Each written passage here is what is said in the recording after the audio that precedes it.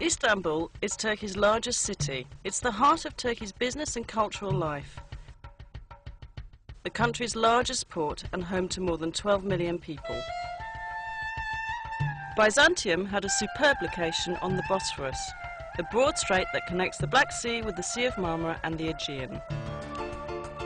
Roman Emperor Constantine I chose Byzantium as his new imperial capital. He ordered his builders to construct a great city of wide boulevards, spacious public squares and grand palaces. It was designated as the New Rome in 330 AD and named after him, Constantinople. 2 centuries later, in 537 AD, Emperor Justinian the Great inaugurated his greatest building project, the Church of the Holy Wisdom, or Hagia Sophia.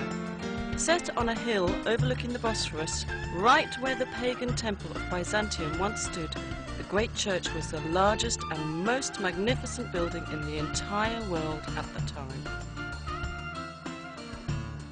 The Byzantine Church of the Holy Saviour in Kora, built in the 11th century, is very different. A small, beautifully decorated church that was built as the centre of a monastic complex. Located near the city's massive land walls, it boasts the finest Byzantine mosaics in the entire region. The frescoes in the Paracelsian chapel were the product of a new Byzantine art movement, which paralleled the Italian Renaissance. The church is now a museum.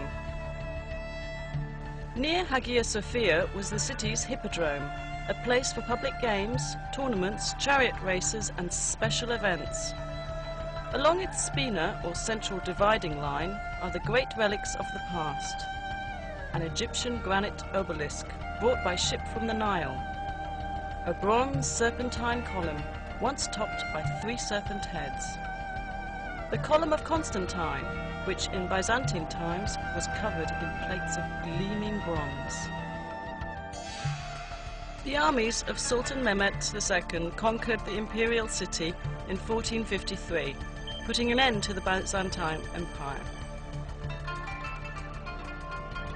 The Ottoman sultans beautified their new capital, constructing great buildings that rivaled those of the Byzantines. The Blue Mosque, built by Sultan Ahmet I in 1616, was set next to Hagia Sophia, so that people could compare the 2 artistic achievements.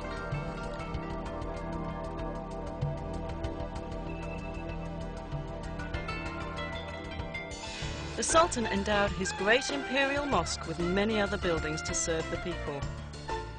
Fountains, a health clinic, a soup kitchen for the poor, a Turkish bath, a theological seminary, living quarters, shops and storehouses. Topkapi Palace, known as the Seraglio to Europeans, was the home of the imperial family and the centre of the empire's government.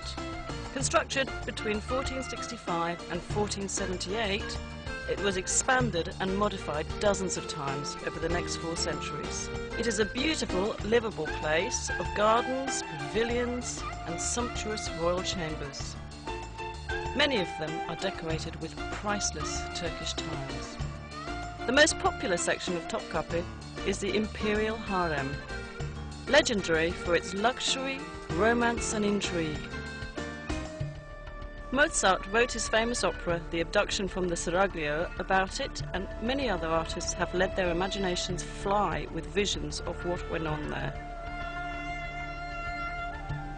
Located on major trade routes, Istanbul has always been an important commercial city. The Grand Bazaar, with its 4,000 shops, is among the world's most fascinating markets. It's truly a small city in itself.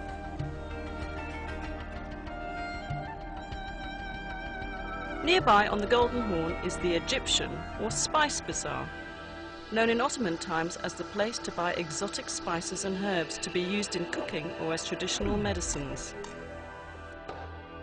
Crowning a hill overlooking the city is the Süleymaniye, or Mosque of Sultan Süleyman the Magnificent, the largest of Turkey's imperial mosques. Built for the empire's greatest sultan, it is the masterwork of Mimar Sinan, Turkey's greatest architect.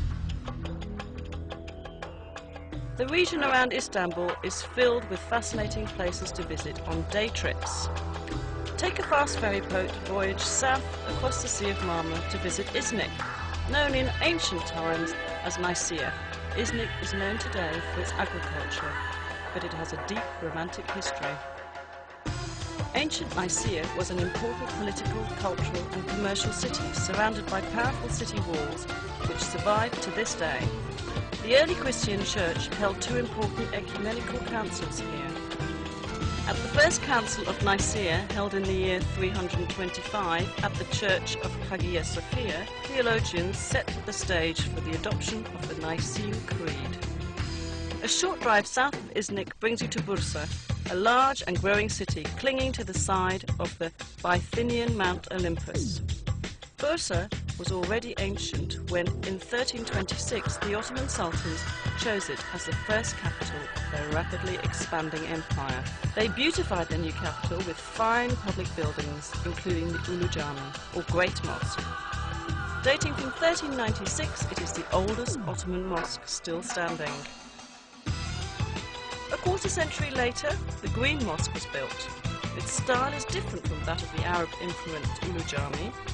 The Green Mosque and neighbouring buildings, a royal tomb, a theological seminary and a soup kitchen for the poor, give us a glimpse of what Ottoman architecture would achieve during the coming centuries. Since ancient times, Bursa has been at the centre of Anatolia's silk trade. Much of the trading takes place in the historic Kozahan. The ultrafine silk thread is dyed and woven into brightly coloured Bursa scarves, shawls, blouses and other garments. Perhaps the most beautiful products of all are the fine Turkish carpets woven of pure silk, or a blend of silk and wool. West of Bursa's city centre is the suburb of Şaqqa, famous for its hot mineral springs. The Romans enjoyed these baths, as did the Ottomans, who restored and improved the facilities. And in a few hours you'll arrive at the Dardanelles, the historic strait which connects the Aegean and Mediterranean seas with the Black and Marmara seas. During World War I, Winston Churchill sent a huge Allied fleet to force its way through the Dardanelles in order to capture Istanbul and reopen the sea lanes to Russia. Stout Turkish resistance halted the fleet and the invading army, but the cost in casualties was horrendous for both sides. The Allies suffered more than 250,000 casualties and the Ottomans an equal number. Overlooking the southern mouth of the Dardanelles stands ancient Troy.